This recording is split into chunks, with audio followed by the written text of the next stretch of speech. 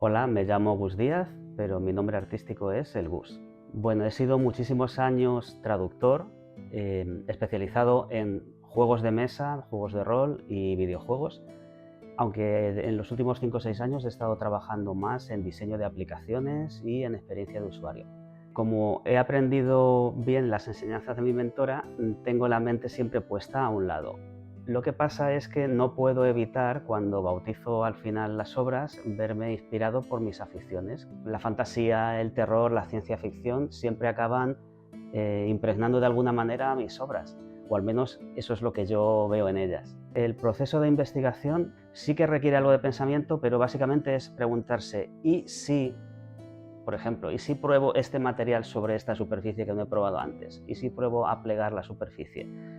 Se basa mucho en la observación. Yo antes sí que es cierto que era muy mental y en los procesos siempre intentaba darle vueltas de tuerca desde un punto de vista casi de ingeniero.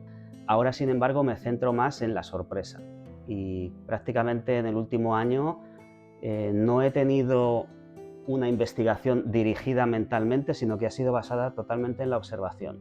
Ver algo, descubrirlo y cuando me da la sorpresa, tiro por ese camino.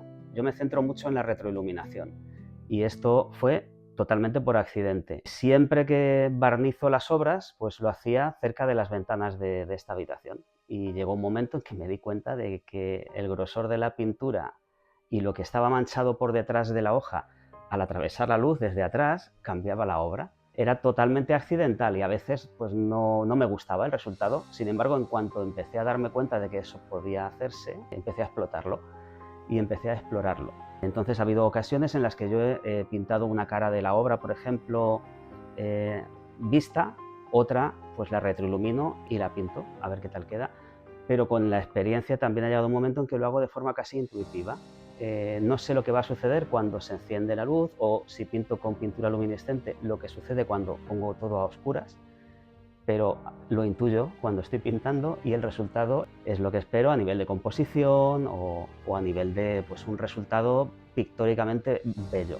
Soy una persona a la que se le da muy bien unir los puntos.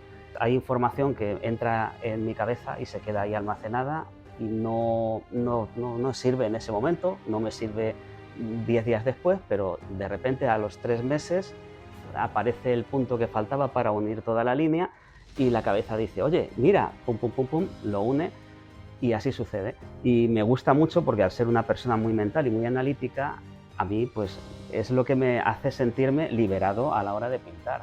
La serie esta en concreto se llama Dragontinas porque a mí me recuerda a las pieles de dragón de la fantasía. Fue simplemente una vuelta de tuerca de varios de los proyectos en los que estuve trabajando.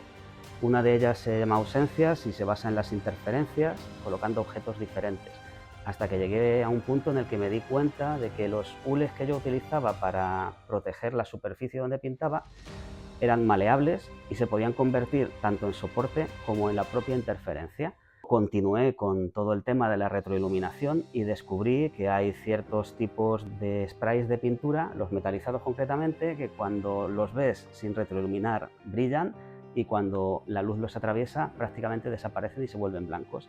Entonces fusioné esas dos ideas y el resultado fue pues como una especie de piedra preciosa o mineral.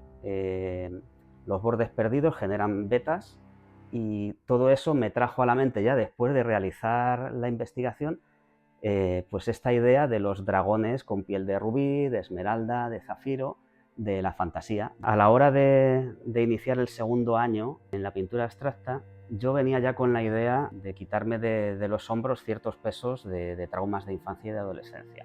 Gracias a esta idea de la retroiluminación, pues empecé a hablar de los secretos familiares, que es una parte de mi historia que no debo negar, sino aceptar como fue, porque me ha hecho también como soy. Fue muy liberador, de hecho, poder hablar de todas esas cuestiones, desde secretos familiares a cosas que poca gente ha sabido hasta que, bueno, pues en una exposición mostré los cuadros y además en las cartelas expliqué el porqué, que es algo que había contado en mi vida a muy poquitas personas.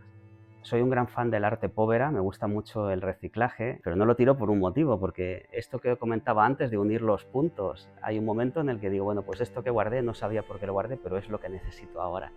Trascender el papel, aunque el papel lo sigo utilizando, el papel de algodón y el yupo lo sigo utilizando bastante, pero he utilizado mucho los plásticos, los metacrilatos, materiales sintéticos, hasta que llegué a darme cuenta de que los propios hules protectores tenían unas posibilidades que no me iba a dar ningún tipo de papel o de lienzo. Seguir explorando es lo que a mí me interesa realmente, llevar los proyectos más allá.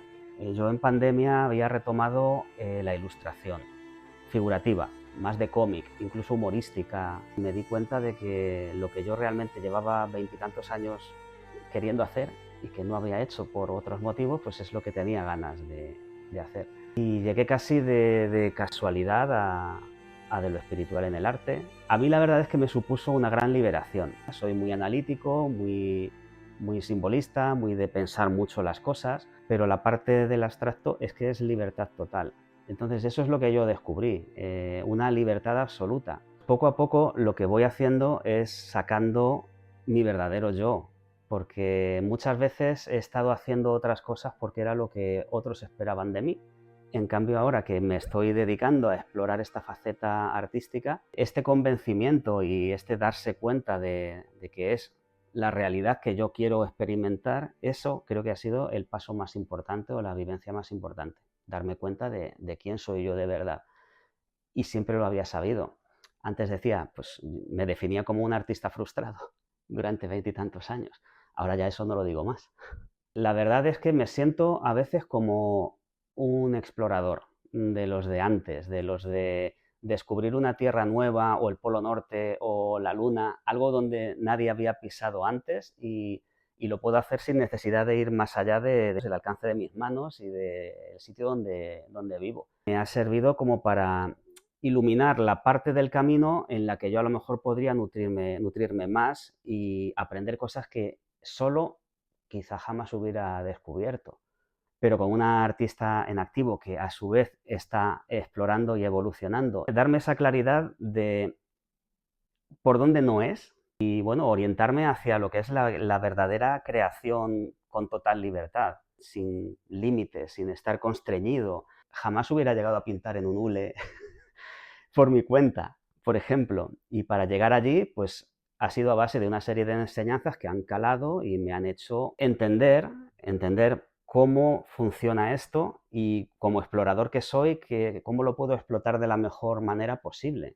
La comunidad de alumnos es, yo creo que lo más parecido a una mente colmena que voy a experimentar en mi vida. En un grupo como en el que he estado, hay tal retroalimentación cuando compartimos sin miedo, de forma generosa, sin quedarnos las cosas para nosotros, igual que nuestra mentora no se guarda nada, pues es que yo creo que ella nos ha abierto el camino y nosotros estamos pues como los petardos que explotan en simpatía sin llegar a tocar el fuego, sino porque explota otro cerca y la misma presión hace que explote.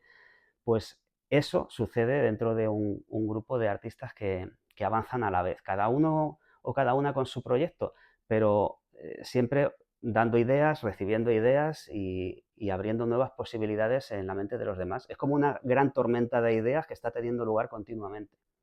Una cosa que no he dicho antes y que me gusta mucho de las exposiciones es que realmente la exposición en sí es como trabajar en otra obra.